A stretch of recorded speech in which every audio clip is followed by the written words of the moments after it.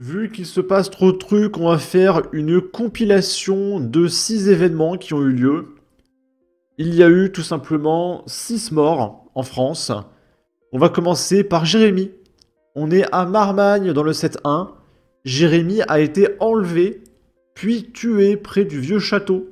La piste d'un trafic de stupéfiants est évoquée. Tout commence le 17 avril.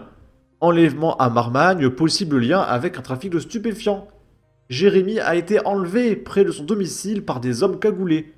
Son corps a été retrouvé au pied du château de Brandon, ou Brandon, je sais pas. L'enquête explore la piste d'une expédition punitive liée à une dette, possiblement en lien avec un trafic de stupéfiants. C'est l'autopsie pratiquée mercredi à l'Institut médico-légal de Dijon qui doit révéler les causes exactes de la mort d'un homme qui était déjà connu de la justice. Dans l'est de la France, il avait été condamné.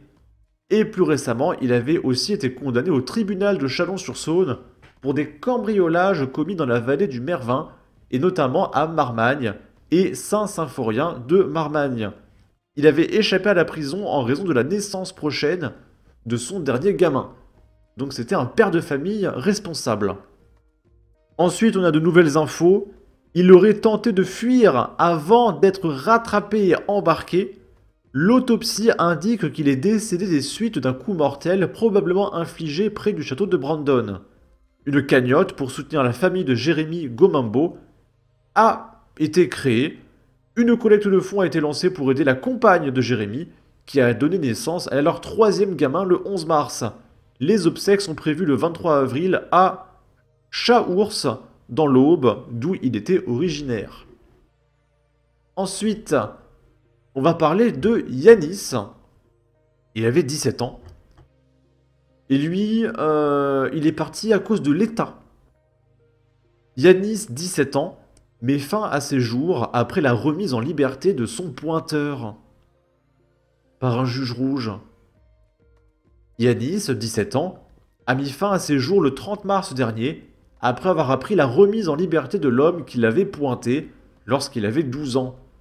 Tout a commencé en septembre 2022, lorsque l'adolescent, alors âgé de 15 ans, avait alerté l'association Carl qui accompagne les gamins et victimes de pointage intrafamilial.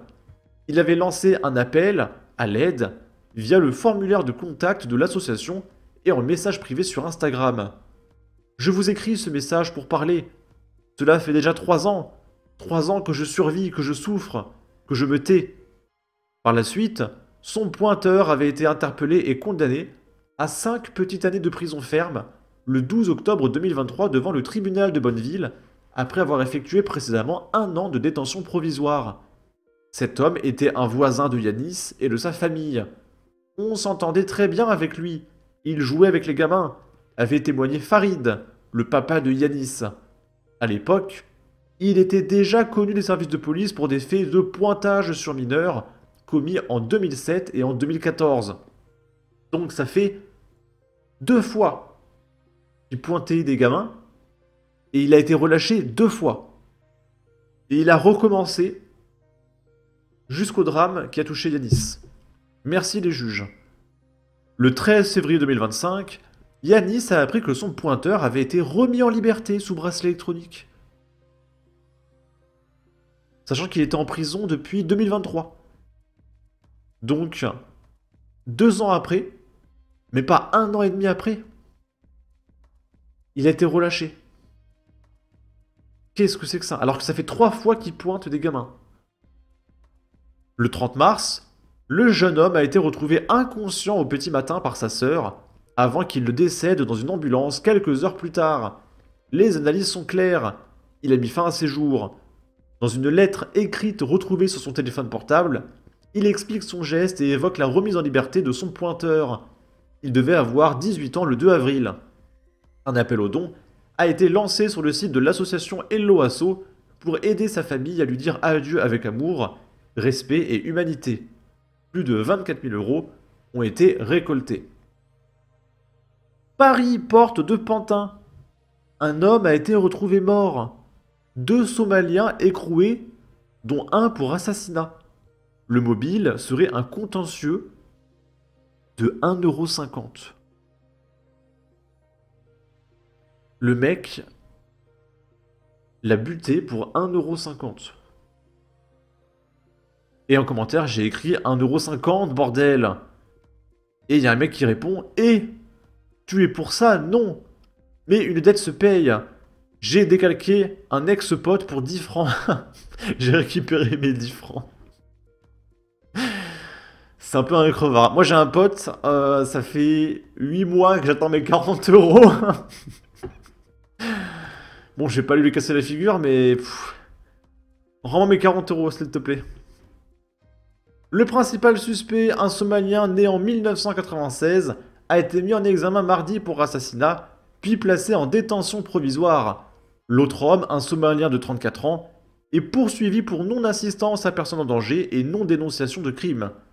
L'avocat du deuxième mis en cause a demandé à ce que son client ne soit pas écroué afin de ne pas aggraver l'océan de misère dans lequel il est déjà en train de se débattre pour rester à la surface. L'avocat, c'est un poète. Attends, je vous la refais. L'océan de misère dans lequel il est déjà en train de se débattre pour rester à la surface. Le mec, je suis sûr qu'il a passé 30 minutes à trouver sa phrase. Hein. À l'image de ce dossier judiciaire où l'assassin présumé s'en serait pris à la victime, un ami, entre guillemets, pour 1,50 €. La juge des libertés et de la détention a toutefois décidé de son incarcération. Saint-Martin de Valgalgue dans le 30. Sur fond de conflit entre leurs deux gamins, à propos d'un téléphone portable, Abdelkarim, au volant de sa voiture, percute et tue son voisin Mohamed. Dans la soirée du jeudi 3 avril, à Saint-Martin de Valgalgue, commune située au nord du Gard, sur fond de conflit entre les deux gamins à propos visiblement d'un téléphone portable, l'un des pères de famille, prénommé Abdelkarim et âgé de 43 ans, est soupçonné d'avoir au volant de sa voiture percuté et tué son voisin, Mohamed, de 56 ans. Placé dans la foulée en garde à vue dans les locaux de la gendarmerie d'Alès, je sais que je prononce mal, le mis en cause a été déféré ce samedi 5 avril à 14 h devant la juridiction criminelle de Nîmes. Mulhouse dans le 68, là où s'est rendu Vincent Lapierre récemment. Un homme tué d'un coup de ciseau en plein cœur pour un téléphone abîmé. 4 heures après une autre rixe au couteau. Selon France 3 Régions, un homme de 34 ans a planté avec une paire de ciseaux ce mardi 8 avril vers 22 h à Mulhouse, devant un logement social de l'association Aléos rue de l'Écluse. Le drame aurait éclaté après une dispute liée à la dégradation d'un téléphone portable. Quelques heures plus tôt, vers 18 h 15, une première bagarre à l'arme blanche avait déjà mobilisé la police devant la résidence Gambetta à proximité. Un jeune homme y avait été blessé. À leur arrivée sur les lieux du second drame, les policiers ont interpellé un homme d'une trentaine d'années, présentant un taux d'alcoolémie de 0,48 mg par litre d'air expiré. Le parquet de Mulhouse a ouvert une enquête pour homicide volontaire. Pour l'heure, aucun lien formel n'est établi entre les deux rixes, bien que les deux soient survenus à proximité de logements sociaux, gérés par la même association d'extrême gauche financée par nos impôts. Et on finit à Saint-Christol-les-Alès, dans le 30. Un homme de 27 ans, criblé de balles, meurt après avoir identifié son agresseur. Donc c'est une balance. Selon France 3 Régions, un homme de 27 ans a été criblé de balles à Saint-Christol-les-Alès, dans le Gard, dans la soirée du 10 avril. Alerté par des témoins après des coups de feu, la police est intervenue vers 22 h. Sur place, les forces de l'ordre ont découvert la victime blessée par 3 balles dans les jambes. Le jeune homme aurait tenté de fuir en voiture, mais a percuté un mur. Conscient malgré ses blessures, il a pu décrire son agresseur à la police avec l'aide de ses proches. Un homme de 45 ans a alors été interpellé et placé en garde à vue. La victime a été transportée au centre hospitalier de Nîmes, où elle a succombé à un arrêt cardio-respiratoire. Une enquête pour meurtre a été ouverte par le parquet de Nîmes. Les circonstances exactes restent à déterminer. Donc il y a eu 2 victimes à Nîmes.